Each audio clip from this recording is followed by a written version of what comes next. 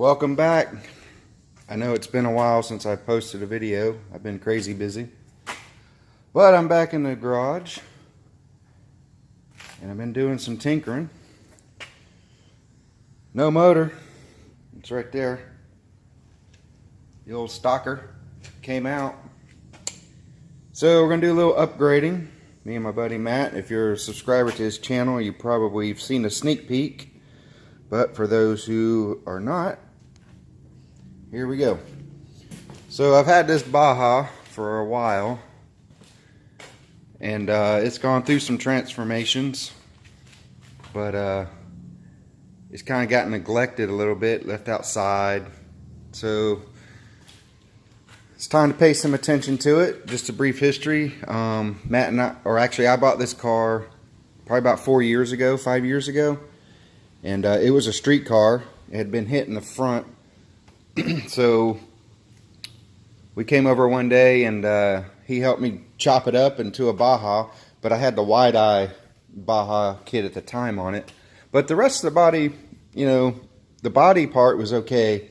Except for the typical rust back here on both sides. Which I'll address that one day. But the pans were rotted on it. So we took the body off and did the pans in one day. The heater channels are nice and solid. So flash forward a couple years later, after we played with it, we went in the woods and, you know, did our thing. Some guy on Craigslist wanted to swap a bug-eye kit for a wide-eye kit, and I kind of like the look of this better myself, and he had this kit, so we traded. I put it on here. It looks pretty good. So since then, we've upgraded the pan. I've put disc brakes on the front, kind of like what I do to all my Volkswagens nowadays. It just seems safer. I've had the roof rack. I put it on there. Had a nice little car. It's a comfortable car, I tell you that. Going down the road, it rides out pretty good. So to get back to business here, I've taken the motor out. I've had some S10 shocks in the back because we notched the spring plates on this to lift it up and re-index the springs. As you can see, I don't know if you can see, you can see right here is where we notched our springs a little bit. Not much, maybe ½ inch. That's all you really need. It's just a stalker. And then I got lifted spindles on the front with the brakes. So we decided there's an upgrade we need to do. And that involved the power department, because when I put this motor in with the single stock carburetor, it wouldn't go over 55 miles an hour, and that's with the 410 gear transmission. Yeah, I know I've got the 002 transmission I can put in there, but I really don't want to do that right now. So we've got other plans for a transmission and how we're going to do it. So in order to go faster, the cheapest way for me, or for us, is to make a bigger motor. I know that sounds highly unlikely. But anyway, here's what we're going to do. I took the S10 shocks I had on there off. And they worked good. They just weren't this side. What is this? Like 12 millimeter. And I think the opening on the S10 shocks, like American ½ inch or whatever. So they rode okay. They just made a lot of noise because they would bounce in here with the bushing as you go down the road. It didn't bother me too much, but figured why not do it right. So what I did, now this will work. I did a lot of research on this. This will work if you have just re-indexed your stock spring plates and notched them. Just, you know, look, no radical rake here. There's still the stock axles. So 1993 Ford Aerostar rear shocks. This is the KYB number right here. These will work. And I took it down to O'Reilly's. I took that number down there, and they actually price matched a price that was on Amazon. So, and these are the good ones. Look, made in Japan. So, and I tell you what, even the guy behind the counter got them. He goes, man, these are really heavy for small shocks. all I did was point to that right there. And then point to that right there. See, that's a quality shot. I do have them on the front.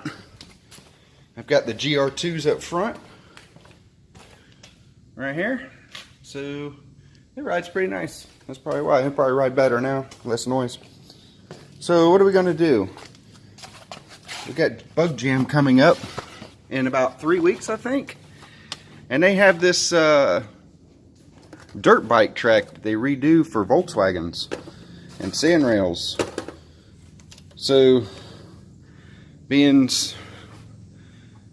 I'm kind of stupid, and my buddy Matt kind of follows suit with me of being, or I should say doing stupid things. Why not see if we can make a lap out there, huh?